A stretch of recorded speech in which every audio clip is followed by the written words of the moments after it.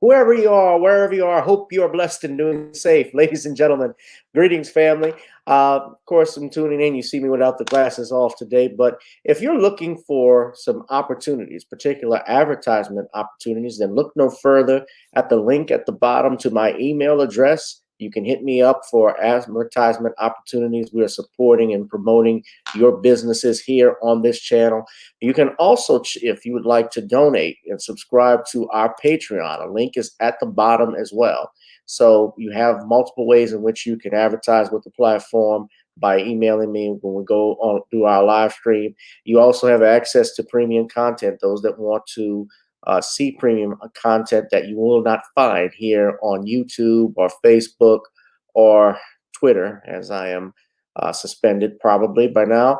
You guys can check out the Patreon at link at the bottom. But advertisement opportunities, definitely email me, gavin.grich1@gmail.com for rates. And for the Patreon, it is the same as the YouTube channel. It is channel gboot2786. All right, I'll holla. Peace. Hi, I'm attorney Gavin M. Richard. Check out my latest book, The Commonwealth of Pennsylvania versus William H. Cosby Jr., The Destruction of Due Process in America. For approximately 2 years now, I have gone on a painstaking quest to investigate the rise and fall of an American icon, Bill Cosby. In the mid-1980s, there was not a star that was higher than Cosby. advertisements with Coca-Cola, Jello, Kodak, along with the #1 television show for 5 straight years in a row. On Thursday nights, it was must-see TV on NBC. Cosby resurrected the genre of the traditional family sitcom that was once thought dead by television critics. He did this as a Black American with an all-Black cast and showed mainstream network executives in white America that it was possible to be successful without showing the worst in people. He also demonstrated the power that television had, as it can make younger people dream to be the best that they can be. However, like many celebrity stars, unfortunately, they all come crashing down, sometimes by their own fault, others not so much. In this book, I attempted to highlight certain things. We go in depth into both of his trials in 2017 and 2018, respectively. What if I told you that these criminal trials were politically motivated by an overzealous district attorney? Will you also be shocked to learn the attacks on Mr. Cosby did not start in 2014, but also in the 90s, not long after his attempted quest to purchase a major network? From where did all of these allegations of sexual misconduct come from? Were the accusers telling the truth? In the 2 years of research, with some help from others interested in learning the truth and facts about this case, we discussed both the legal reasons why his prosecution and trial were illegal, unwarranted, and also the possible personal motives as to why this may have occurred. Most importantly, we warn about the dangers of prejudice and why trial by social media, or mainstream media rather, should never be the norm. All this and more in The Commonwealth of Pennsylvania versus William H. Cosby Jr., The Destruction of Due Process in America. Available on Amazon this fall in Kindle and paperback format.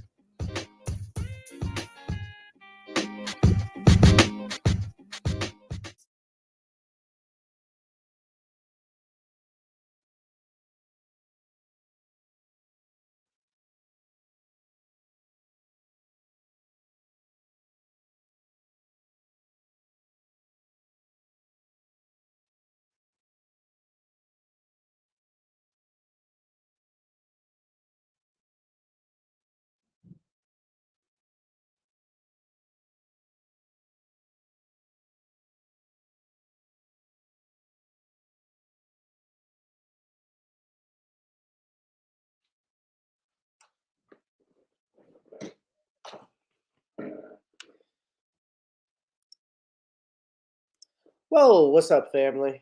How we doing tonight? That is The Commonwealth of Pennsylvania versus William H. Cosby Jr. available now on Kindle. That was our trailer. You know, you can get that book right now. It's the holidays. If I'm looking for some book sales, so go ahead and pick it up on Kindle. I'm actually, and I know I keep saying this, but we're getting ready to put it in paperback format. We're going live. You're live and coming on to 5. I didn't play our usual theme song. I'm trying to actually update the intro right now as we speak. By next week, when I'm free, because we're getting ready to be off for the holidays, I'll probably have more time to do that.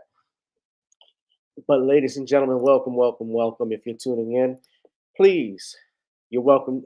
Donate to the Cash App, PayPal, Zelle at the bottom. The channel is not monetized. We are live. We are live. And I'm coming at you with 5. Ladies and gentlemen, we're going to go ahead and get this thing started. We got 3 things we want to talk about, including the New York City Mayor Eric Adams going at the homeless population with his police force, Black feminist Dorothy Pitman dead at the age of 84, and Skip Bayless disrespect Shannon Sharpe live on television. Skip, you know you wrong for this, Skip. I'm gonna have to go off your ass. I'm gonna have to get my restitution, Skip. I can't wait to talk about that one, y'all. That's gonna be a good one. But let's go ahead. Let's also pay some dues here. I want you to please subscribe to at Commonwealth Cos, our Facebook page on the Commonwealth of Pennsylvania versus William H. Cosby for any updates. Also, order you some Creole seasoning just in time for the holidays. You better do it now. Try it on chicken, meat, or fish. Knowing this goes great with every dish.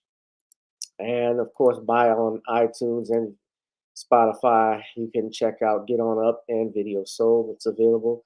ladies and gentlemen. So I want to go ahead and get started with our first topic. This was brought to my attention actually I heard about this around Thanksgiving, which was a couple weeks ago.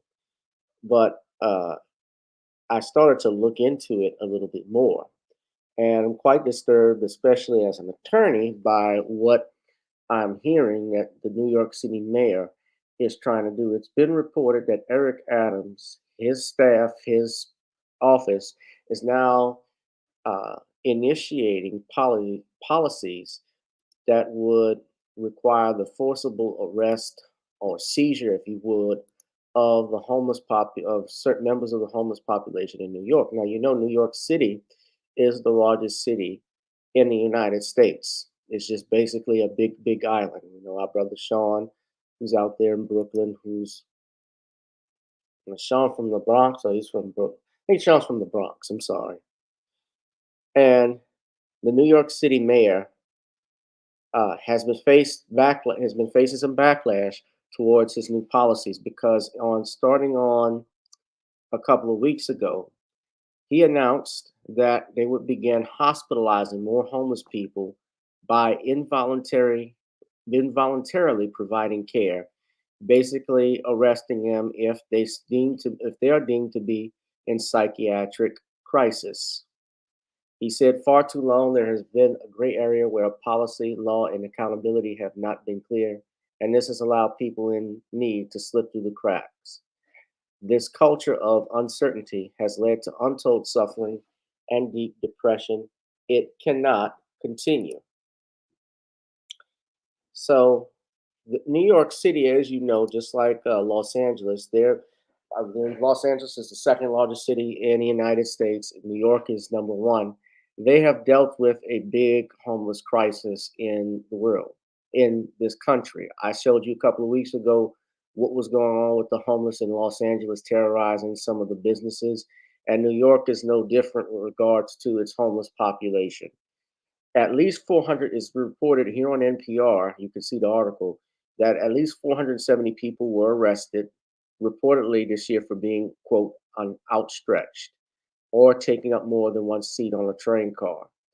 In March, the authorities targeted those living under the Brooklyn Queens Expressway in Williamsburg, while Adams reportedly intended promoting a Wells Fargo credit card people can use to pay rent. Now, I'm going to play a video that we have here because this is a video from when he initiated this process and announced that he was going to do this. And of course, many people are uncertain about this policy. Go ahead and play this right now. Hold on 1 second. Let me put that fair use disclaimer up.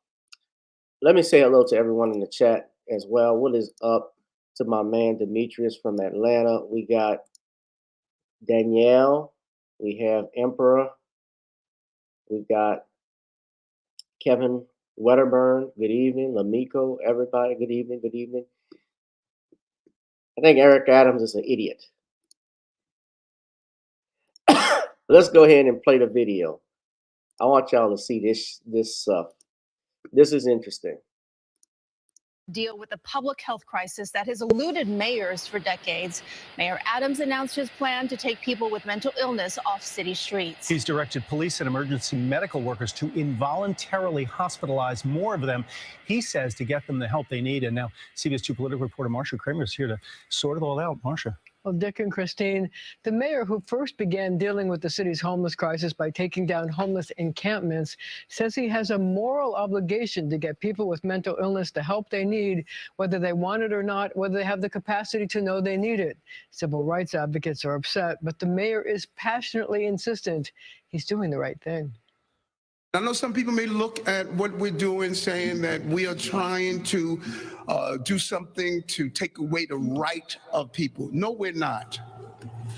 The right is that people should be able to live in dignity. With passion and a sense of moral outrage, Mayor Adams announced a controversial plan to remove people with severe mental illness from the streets. People are supposed to live in dignity, then how are you going to help them if you throw them in jail, if you throw them in a hospital? Now, of course, they got people, don't get me wrong, there are people who need help. There are people that need to be hospitalized. There are some people like that, absolutely. But the way that the law reads and the policy, I should say it's not a law, it's a policy, essentially is those he's saying to people, to his police department, anybody that is in what he calls, quote, a psychiatric crisis, that they are to be involuntarily provided care, meaning they're going to be forcibly hospitalized. And nothing in his plan, and this is the same mayor who initiated policies this summer out in New York for illegal immigrants to live in hotels. They're giving out rent free, yet you have homeless people that you're not even willing to help out, your own citizens. I want y'all to think about that long and hard what this buffoon is talking about. See, we talk about, oh, voting black and voting this, oh, we got to get a black man in it. And this is the shit we get. New York, what's going on? In subways, whether they agree to it or not. He said it is wrong to see people talking to themselves, delusional, and doing nothing until they carry out a dangerous act. That is just so irresponsible that we know that this person is about to probably go off the edge and harm someone, but we're going to wait until it happens. Not in this administration. The mayor issued a directive to first responders, outreach workers, and people at city hospitals. So let me just analyze what the mayor's talking about. He's saying we're not going to wait. You know what this sounds like? If you ever go and watch the movie called Minority Report with a guy by the name of Tom Cruise, you may have heard of him. It was directed by another guy you may have heard. His name was Steven Spielberg. That was a movie from 20 years ago about how we tried to arrest people from committing crimes that didn't occur just yet. And here's the thing, all of us are given choices. We are given free will by God. So you don't know when a crime has or has not been committed or when someone is going to do something wrong. It can happen at any moment. You could be in a restaurant. You could be in church. Like we've seen videos of people getting robbed in church. We've seen people getting shot at in church. We've seen kids, sadly, get shot at in school. So there is no official way to stop that. And what I worry about and what this mayor is doing is that he is usurping the Fourth Amendment, which prevents unreasonable searches and seizures of our persons, effects, things, and places. This is going to have, I'm going to finish the video, but we're going to go back and talk saying more. that state law gives them the legal authority to provide care to people when their mental illness prevents them from meeting their own basic needs or they are a danger to themselves. This policy has been confirmed in written guidance from our state office of mental health. The New York Civil Liberties Union insisted, quote, the mayor is playing fast and loose with the legal rights of New Yorkers. But Brendan McGuire, chief counsel to the mayor, said the mayor is on firm legal ground. Certain conditions have to be met, and that's been laid out in New York State Office of Mental Health guidance. To make sure the conditions are met, the city is setting up a teleconsult hotline. Outreach workers and first responders in the field can use cell phones and iPads to show clinical experts the person they're dealing with in real time. By observing the person and talking to the outreach workers, the expert can then decide whether the person should be brought into a hospital for evaluation. Dr. Mitchell Katz says a hospital evaluation is then needed because it is often difficult to decide what to do with trains whizzing by. When that full evaluation happens, the psychiatrist may conclude this is not someone with mental illness, this is somebody who is on drugs. Different issue, isn't part of the mental health law. You can't know that on a subway station. Once they go to the emergency room, psychiatric clinicians will observe that person and then make a determination. Now, the mayor's plan also includes an 11-point legislative agenda to fill in gaps in the mental health laws. The mayor said that the program could also be applied to those who aren't homeless. He urged New Yorkers to become what he called trauma identifiers and to call either 311 or 911 to get help for people they see are in need of help. Guys? Okay, Marcia, thank you. And you heard the gentleman who just spoke. The policy that he has in place, the big problem I have with is that you're talking about arresting someone based off what they look like, based off what they're saying. And I want y'all to pay attention to this too. This is a liberal. This is a liberal. This is a liberal city. New York has always been, I'm not going to say it's always been a liberal city. It's not, but it hasn't been. But New York, New York and California, those are, I will say this. Currently, yes, they are technically a liberal city, what you call a democratic city. Let's put it that way. And the policies lean extremely towards the left. And here you have a Democratic mayor who is putting forth a policy that would serve, in my opinion, yes, they're liberal in name only. Correct, Danielle. In my humble opinion, is putting people at risk.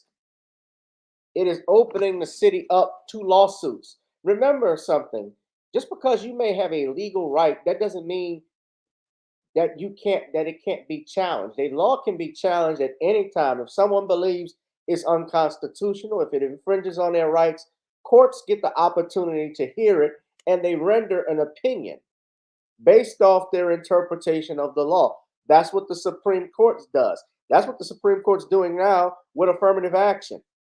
We could be looking at the end of affirmative action and what it was intended for, but affirmative action today is not used to benefit black folk. Affirmative action today has been used to benefit white women, primarily.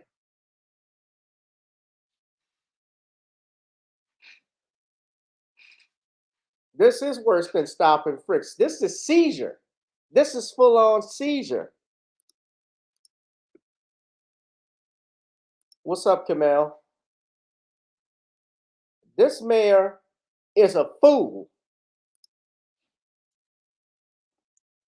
Those people listen, I know a lot of us get excited when we want to see a black mayor and stuff like that, but I'm someone that has lived through, I've lived through in my life, in my city of New Orleans, at least 4 black mayors.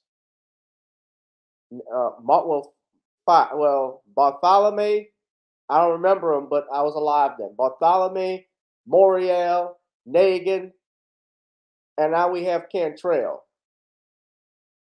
I can tell you it's overrated.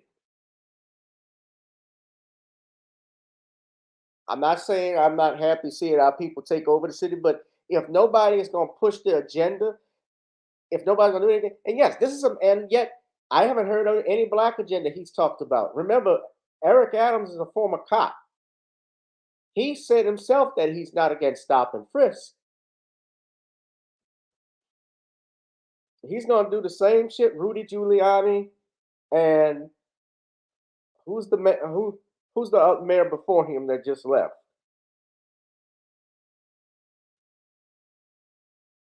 Bloomberg. Yeah, Bloomberg. Yeah, they're going to do the same shit. They're not changing anything. There's going to be and look, those homeless people, they're no longer going to be homeless. That's my opinion. They're going to be suing the shit out of this New York City Police Department, the New York City Mayor's Office, the state, because that's still government, and they're going to get money.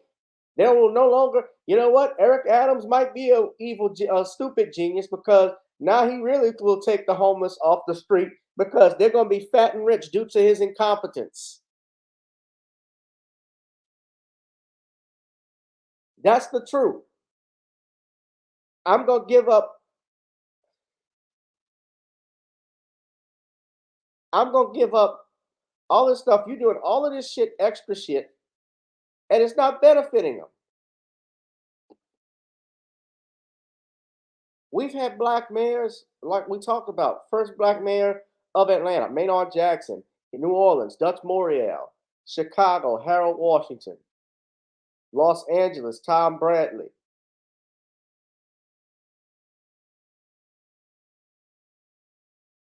New York had Dave Dinkins. What has that gotten the black community? Now, Maynard Jackson and Dutch Morial, I believe, especially when they come from the 70s and 60s, when they're in their 30s and 40s and they're established and they did this, they were making power moves. They were trying to push. I really believe that Maynard Jackson meant to do good things for black folks. Because when he was building and revitalizing what's now Hartsfield Jackson Airport in Atlanta, it's the third busiest airport in the world. He really fixed that place up.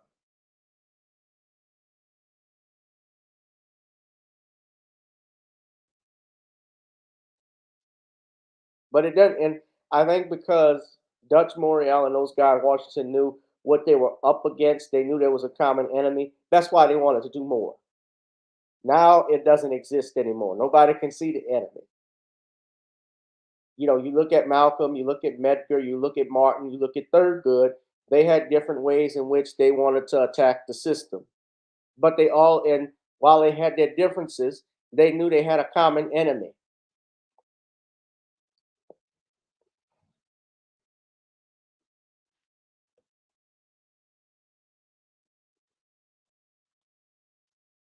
But this is going to backfire on the mayor.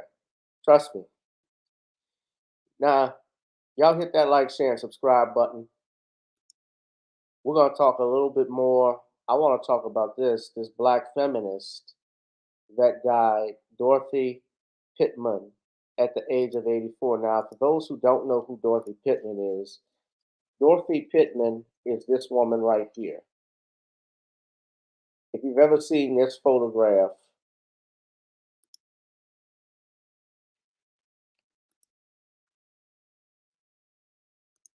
this infamous, you can say it's infamy, famous or infamous, depending on your point of view. But Dorothy Pitman Hughes, she's the woman on the right, and the woman on the left is none other than Gloria Steinem. And Gloria Steinem is is a feminist. She's part of the women's rights movement.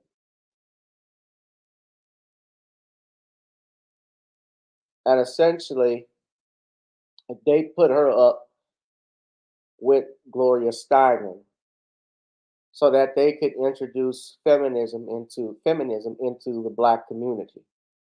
Now, this past Monday,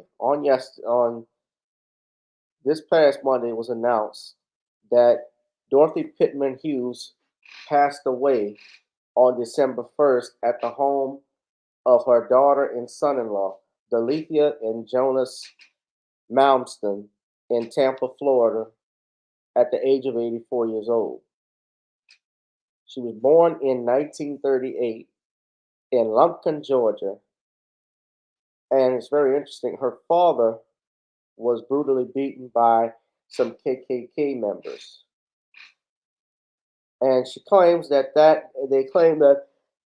incident inspired her to become a tireless advocate for justice.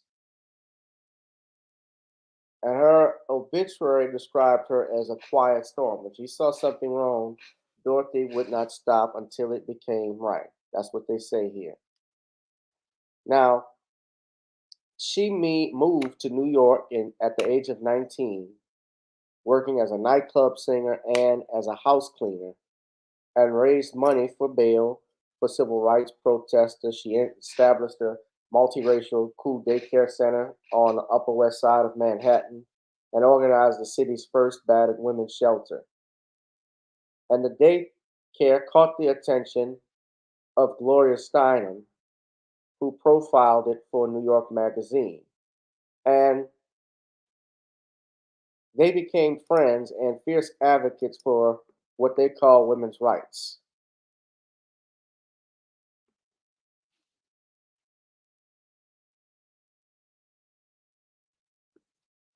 Now, you read this article from you.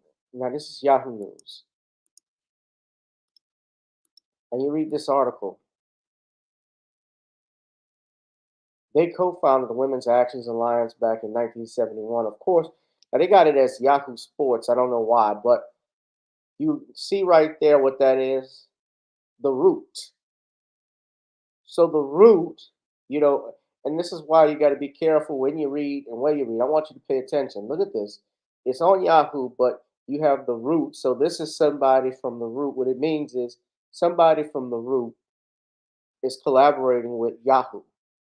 Essentially, where this is what I think has happened now is that because nobody really watches the root, just like the Grio and all of these other far left black, even though they're marketed as black magazines and black online news, just like your Ebony and Jet is. They rely on Yahoo News to help get a bigger audience. And they're talking about Gloria Steinem and your Dorothy Hughes because these were quote unquote feminists. One were white feminists, one a black feminist.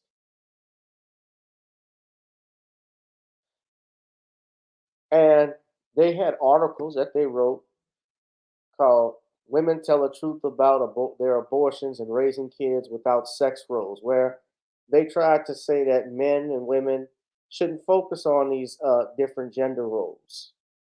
That's what you're seeing today, this gender bending thing, like gender non-conforming, whatever the fuck this shit means.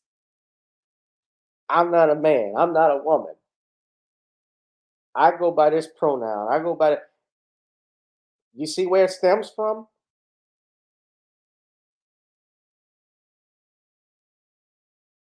Let me read to you Gloria Steinem's message on Instagram about Dorothy Pitman Hughes. She says, quote, Dorothy Pitman Hughes' time was short, but you'd never know it. From creating the West 80th Community Child Care Center, an innovative and ahead of its time multiracial children's center, to Harlem's first bed and breakfast, nothing stopped her. I have been lucky to call Dorothy a friend and lifelong co-conspirator. She encouraged me to speak in public, and we spent years traveling across the country. Her devotion to children's welfare, racial justice, and economic liberation means that she left the world in a better place than she found it.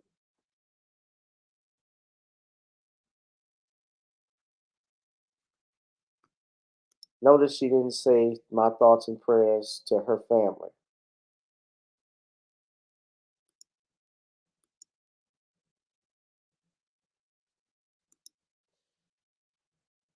But had she left it in a better place? You talk about the programs that she created, which, yes, they're nice, but remember, those programs like the Kids Free Breakfast, that was started by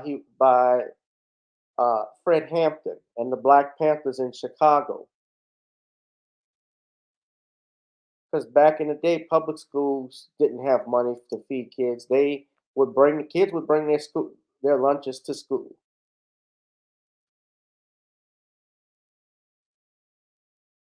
And you know, your Gloria Steinman, it has come out from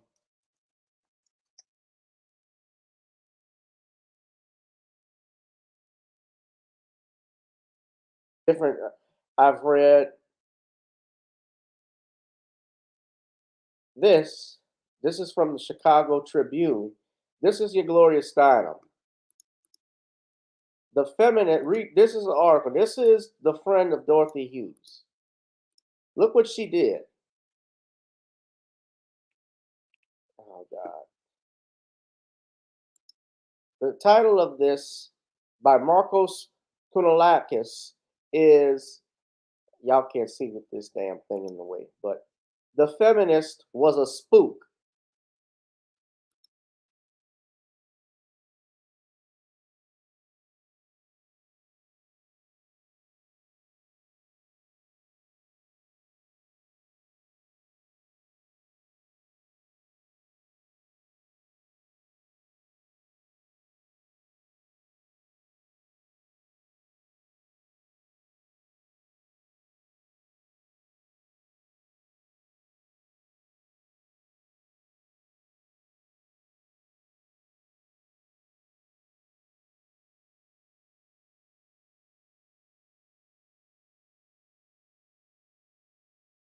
the agency was completely different from its image.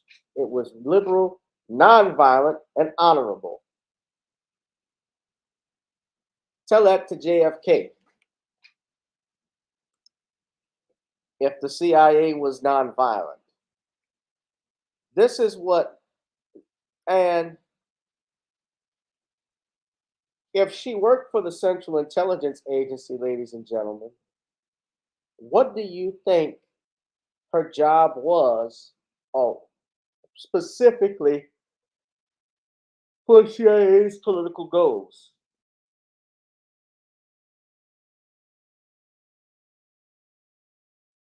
Now, he goes further in this article. He says, strange as it may seem, Steinem's personal views and CIA political goals align.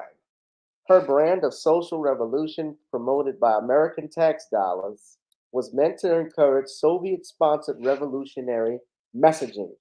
Public funds were intended to slow the Soviet scourge while showing Americans alternative democratic base. Drone launched bombs carry a less subtle American message to today's targets. Given glorious global challenges and threats, the CIA is put into a more difficult and militarized role than in the past. The agency's own overreach and mistakes have created a new vulnerability, further exaggerated by the publishing of Edward Snowden's stolen files. Perhaps Steinem's 1960s characterization of liberal, nonviolent, and honorable CIA was idealistic and self-serving, but there is no question that today's agency is still relevant and widely different. The 6,700-page U.S. Senate torture report is a good place to start when seeking to understand how different. So,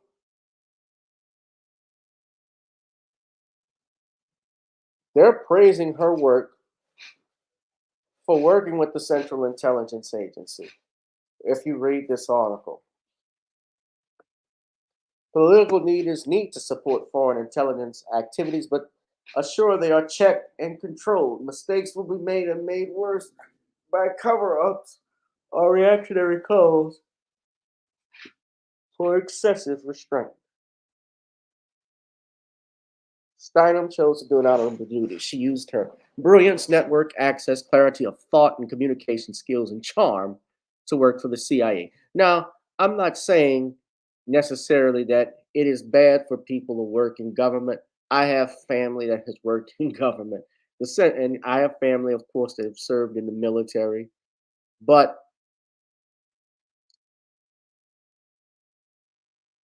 this is, you look at what has happened, especially, I couple that and I couple the fact that I saw a documentary with Aaron Russo when he talked about he was friends with one of the Rockefellers, and Nick, I believe it was Nick Rockefeller, and Nick Rockefeller had asked him personally, what did you think of the feminist movement? And he said he supported it, and he called him an idiot. And he said, why would you say that? And he said, well, because the reason the government wanted the feminist movement in the first place was they wanted to break up the family unit. So now women could be taxed. Because remember, if you had a family, you taxed them all as one, but now women are now working. You supported women's lib. They're working, they're out of the house. Well, guess what? They have a job now. So their income tax, they are now paying income tax. That's why it was unheard of if you were a non-married man and you were in a relationship with a non-married woman and you weren't married living together. That was a no-no. Shacking is what they call it. You couldn't do that. Nowadays, it's nothing. And we see here, I have some results. This is from Statista.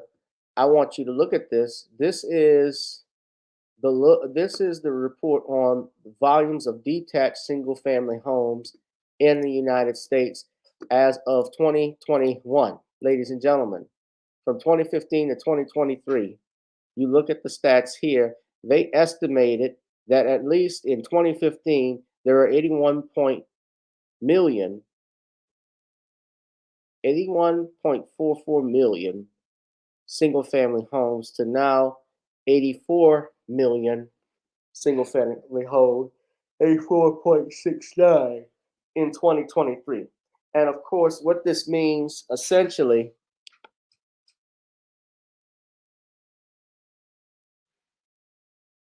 oh wait, these are single-family homes. I'm sorry. This makes me feel stupid. All right, I didn't.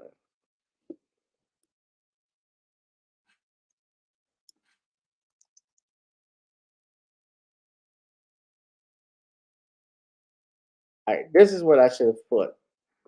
My bad.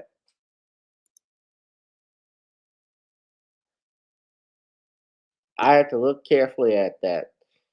That's what that means. So this is what should have been up. Disregard that previous one. That was just the homes, the actual built homes. So you have nearly 24 million children that live in a single parent family.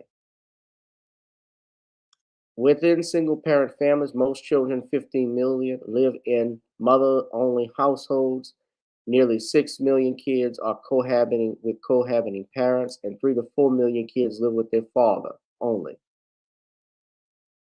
And the number of cohabiting parents has grown despite the fact that they're unmarried.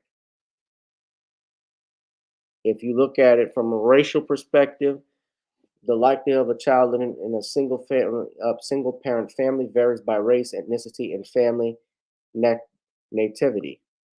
Black and American Indian kids are more likely to live in single parent families. 64% of Black children and 52% of American Indian children fit this demographic. 24% of white children and 15% of Asian children, that applies. And Latino kids fall somewhere in the middle with at 40%. The family activity makes a difference. 38% of kids in the United States born in families in a single parent household compared to just 24% of kids from immigrant families. So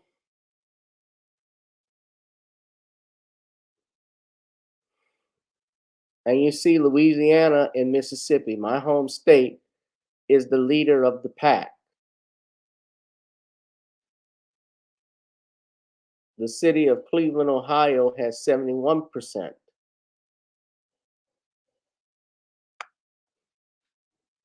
So there's a problem and a crisis going on in this country.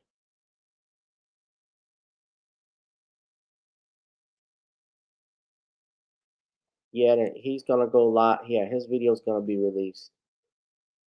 But is this glory? You know, I don't know. Of course, I don't speak ill of the dead. But when you're talking about a political figure, a historical figure, their past is fair game. Dorothy Pitman Hughes is not someone I would celebrate. She is certainly not on the level of a Harriet Tubman or even a Sojourner Truth. She is not Mary McLeod Bethune. She is damn sure is not Fannie Lou Hamer.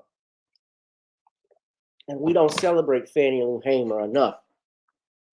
And Fannie Lou Hamer was forcibly sterilized. I believe they forcibly gave her a hysterectomy. She could not have children. In my conversations with my friend Ron Hurd, and I looked at it, I believe Fannie Lou Hamer, yeah, she was sterilized. They gave her a hysterectomy without her consent. Back in 1961.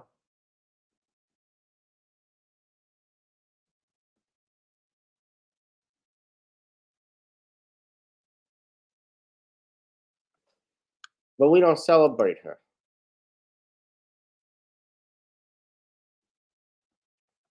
But that's the woman I celebrate. I celebrate the Harriet Tubmans and the Sojourner Truth. So I don't speak ill of the dead. I'm not going to say I'm happy Miss Hughes is dead or anything like that. I feel for her family during this time. But her legacy, unfortunately, is that she played a role while she may have not, maybe she didn't think of this, but her actions, along with others that she worked with, helped the demise of the black family, and that's just something I can't rock with. I'm sorry.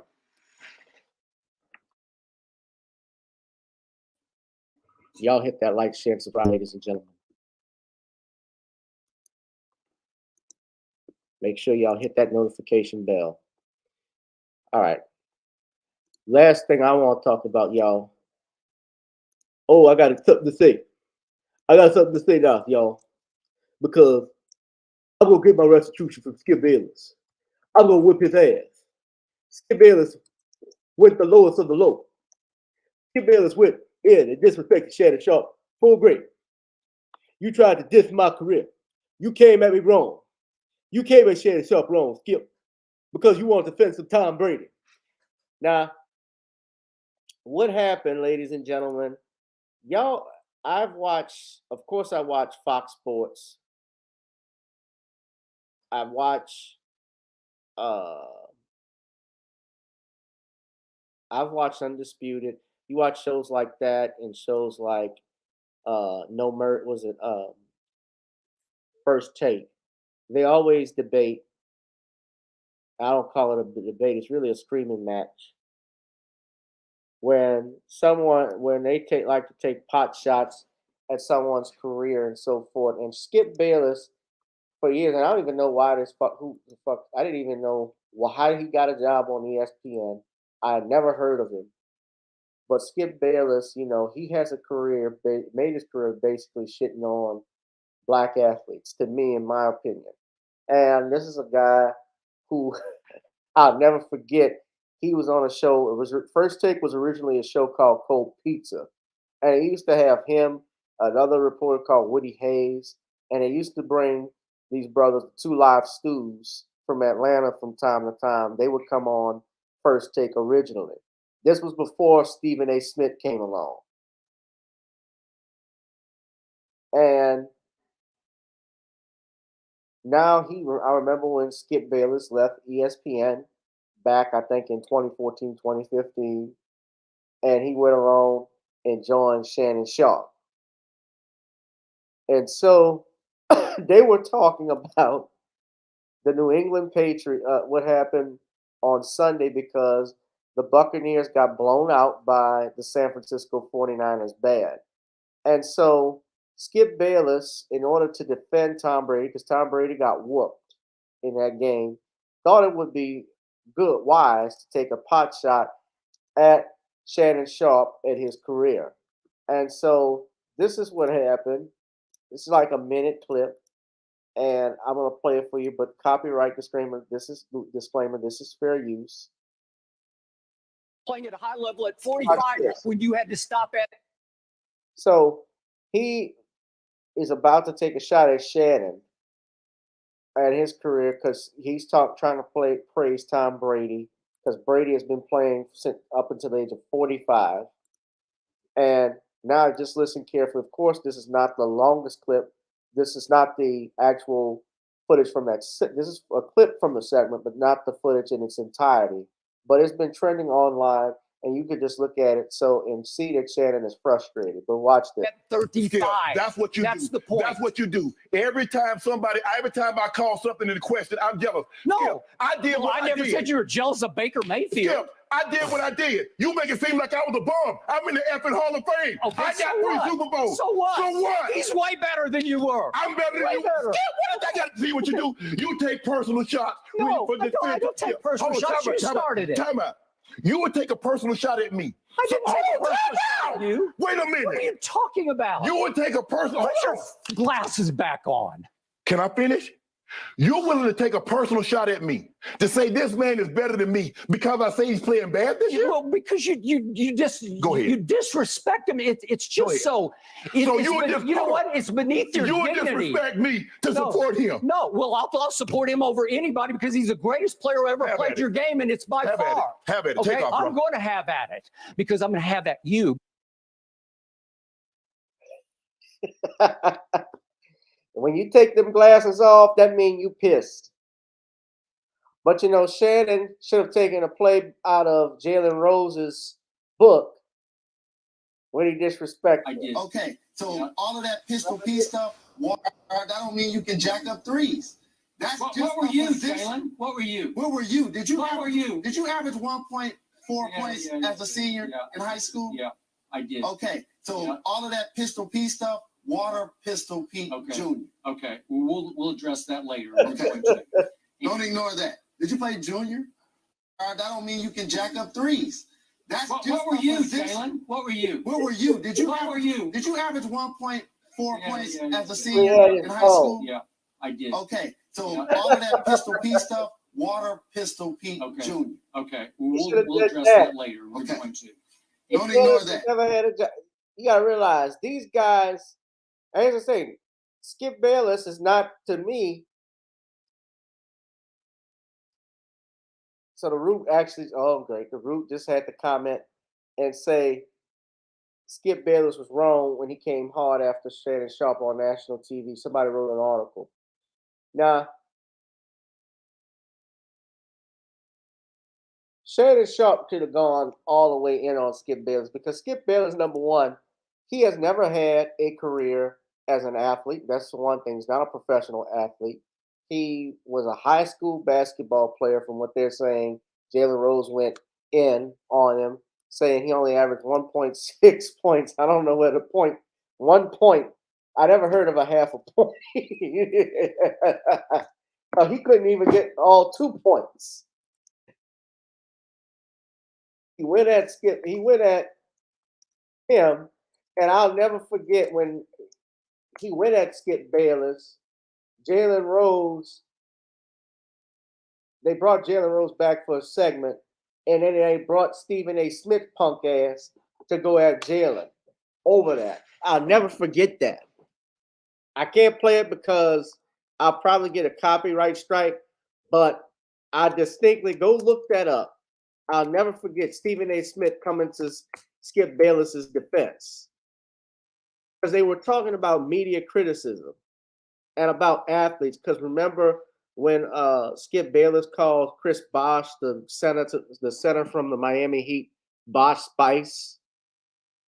He goes at LeBron often, blaming LeBron for everything, for the wins, even when they won, criticizing him. So he's a fuckboy. He's a fanboy. He's not a professional athlete.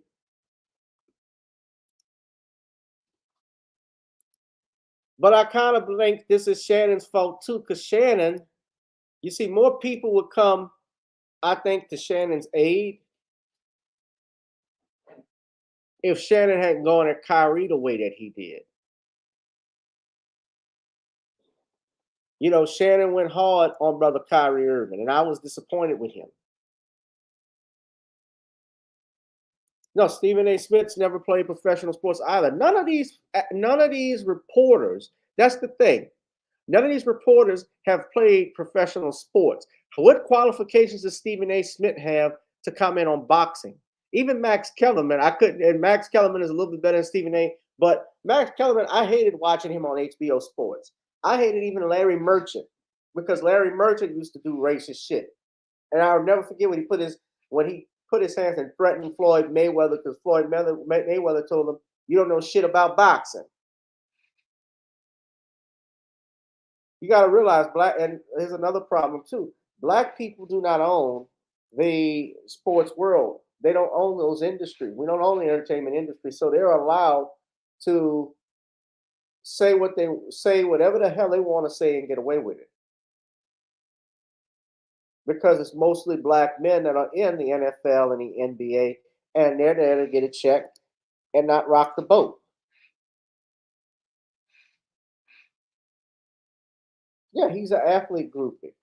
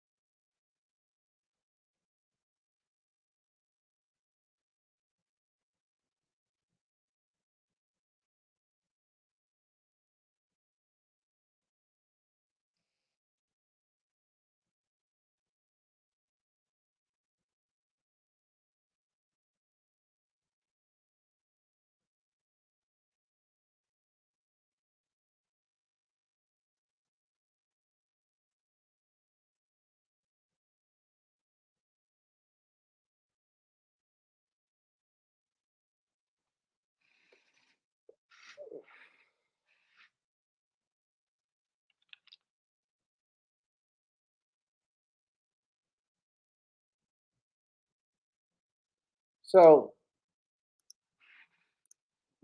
this was a fan. So Skip Bayless is lucky Shannon Sharpe because you came at me wrong, Skip. See, I don't know what happened today, Skip, but you was wrong as wrong could be because you disrespected me as a man. You disrespected Shannon Sharpe for what he could do. So you're going to get that restitution. You're going to give me that restitution, Skip, because I'm going to whoop your ass, Skip. I'm going to go hard. I'm going to go like Waka Flocka, hard in the paint. You go, what? Waka, waka, waka, waka, waka, waka, waka, waka, Skip. Waka, waka, Skip.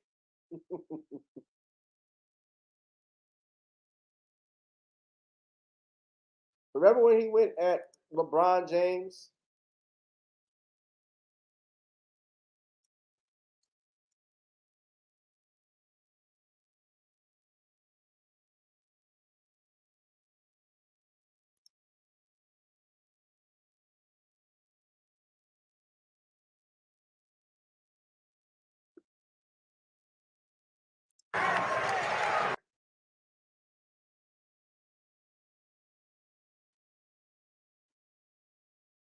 Somebody did Skip Bayless. 12 isn't the phony goat. You know it and I know it. Thomas Edward Patrick Brady Jr. Unlike you, LeBrick James, TB12 isn't the phony goat. You know it and I know it. Thomas Edward Patrick Brady Jr. Unlike you, LeBrick James, TB12 isn't the phony goat. You know it and I know it. Thomas Edward Patrick Brady Jr.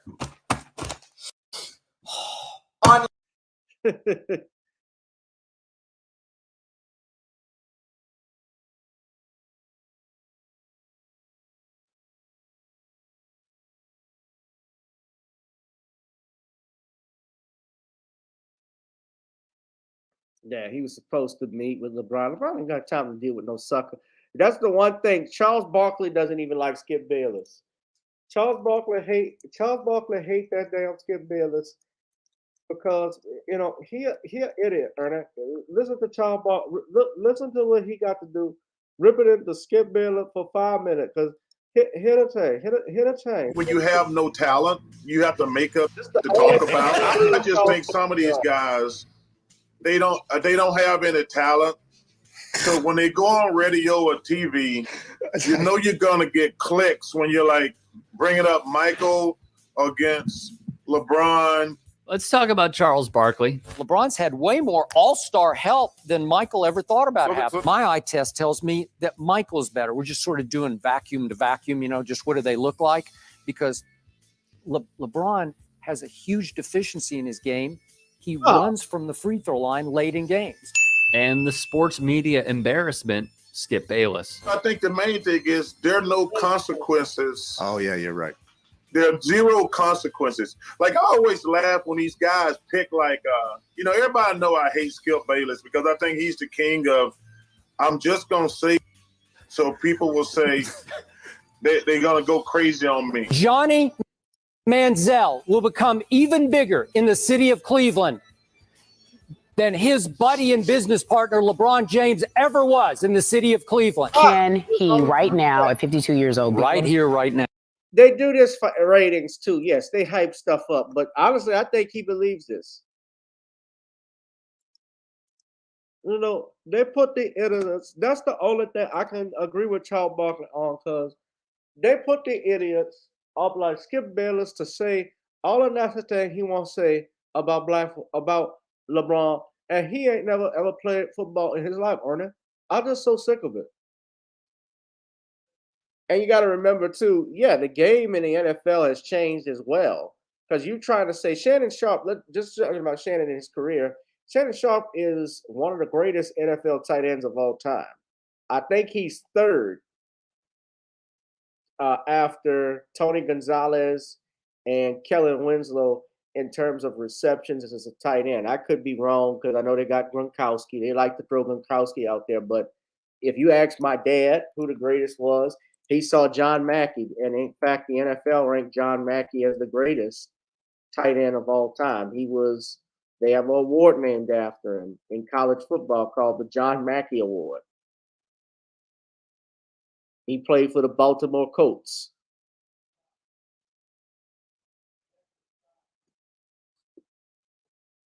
So it depends on what you look at. But I remember when they even had, the original Kellen Winslow. I actually met him when I was a kid. I don't remember it, but maybe I'll show y'all a picture one day. I had a picture of Kellen Winslow, the Hall of Famer.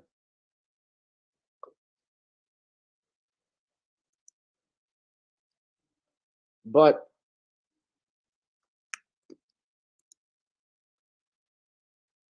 Skip Bayless could never achieve the things that LeBron, Shannon Sharpe, I think Tony Gonzalez is number one. But yeah, he's very jealous because he doesn't have those abilities. Superstar Bella. I gotta actually run, guys.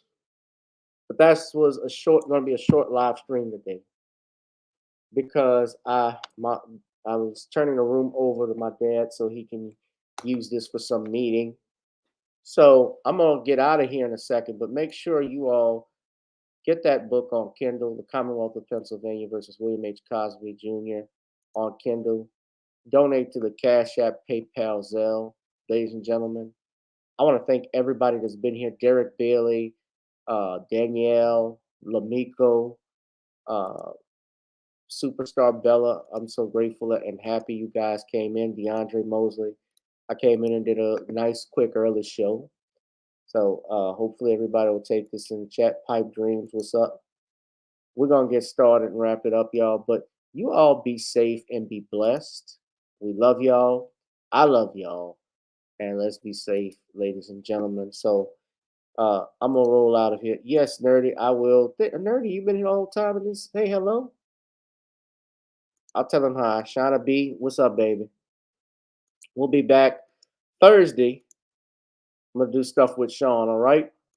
But yeah, donate to the Cash App. Also, check out Gotta Get On Up and Video Soul on Amazon and iTunes, ladies and gentlemen. I was just tired of getting copyright strikes for playing the song. So, I'll see y'all in the next one, all right? Love y'all. Peace.